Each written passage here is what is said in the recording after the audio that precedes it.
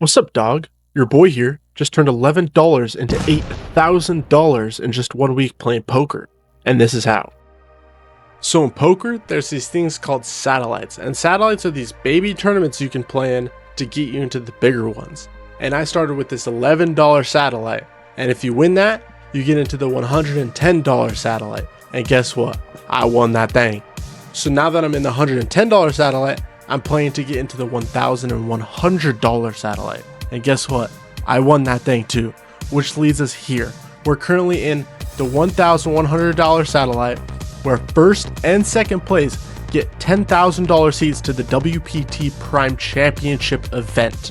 There's a little bit of overdraft though, so third place gets $8,000 cash.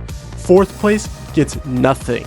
This is technically another satellite, so there's this huge bubble that you don't want to miss out on.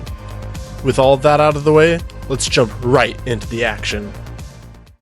One thing to note before we get into this, I was half asleep in my bed playing this tournament, and then I realized, hey, I'm on the final table, I should probably start streaming. While doing that, I forgot to turn on my microphone, so I am just completely silent the entire time. But we got no time to worry about that because bang, we pick up king queen suited in the big blind. And I'm not sure about the ICM implications that are being involved when we're this close to the money with this big of a bubble. So we decided to take the passive route and just stick in the call. And we see the chef's kiss of a flop, king 7-10 rainbow, flopping top pair, basically top kicker. And our opponent's going to go for the standard 1/3 c-bet sizing, and we decide to just stick in the call. The turn is one sexy jack of clubs, giving us an open ender and a flush draw, and our opponent decides to check it back. The river is a complete blank, and we decide to go for some value with our top pair good kicker, and he thinks for a moment and decides to fold. While we're counting our fat stacks of cash we picked up after that hand, the poker gods bless us with a beautiful king jack off in the cutoff. We open it up and get a call from the big blind and see the incredibly mediocre ace high flop.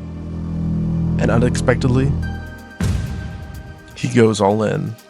Now, it's only a 1/2 pot size all in, and I'm getting 3-1 on a call. I need 25% equity. And I'm no mathematician, but I'm pretty sure we have 25% equity here. Yeah, boy. And we make a fantastic call, but the turn brings in the 5 of clubs, giving him almost every single out in the entire deck. And we fade them all to scoop in this nice 10 big blind pot. I'm dialed. The very next hand, we pick up ace queen and bump it up pre, get called by the big blind and flop top pair. We make a small c-bet and take this tiny pot down. We're chipping up nicely here, but hold on, any minute we could go bust stone, be the stone cold bubble boy, so we better lock in. A few hands go by and we pick up ace 10 offsuit in the big blind. We see the man who's been opening any 2 cards open it up to 3 bigs, and we decide to stick in the call. And we flop top pair top kicker on this 10-3 deuce board. We decide to check it over because I think it'll be overstabbed, and that's what he does. Takes a half pot sizing here. And I have no idea what to do in this spot. I don't know whether to call or raise small. So we decide to just stick our entire stack in and hope he doesn't have a better hand. And after an extremely long take by Mr. I'm Hollywood, we know we have the best hand here. And he finally decides to stick in a call, and he shows top pair worst kicker. We just had to fade out a jack and a few backdoor spade outs. If we win this, we surely have a top 3 spot locked up.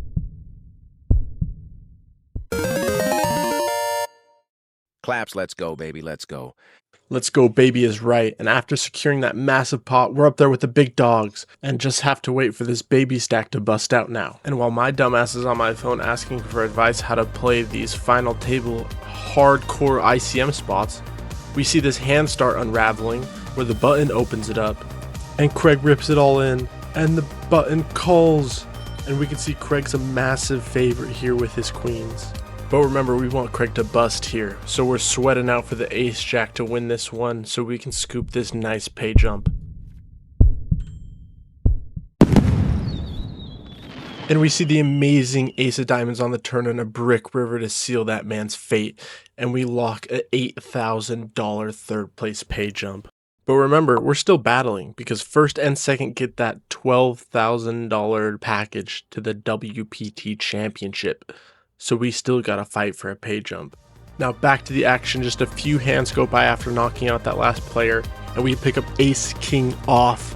And suddenly the chips are flying into the middle and we find ourselves all in versus Ace Queen as a huge favorite. And this hand will essentially determine that second place lockup for the WPT Championship prize. And we go up to a clean flop, a clean turn, and we just have to fade 4 outs on the river to lock up this second place.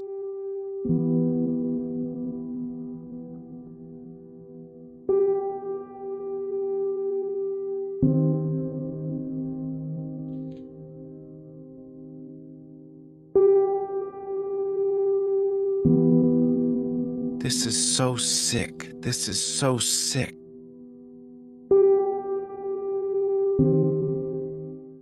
Well, I still won $8 grand.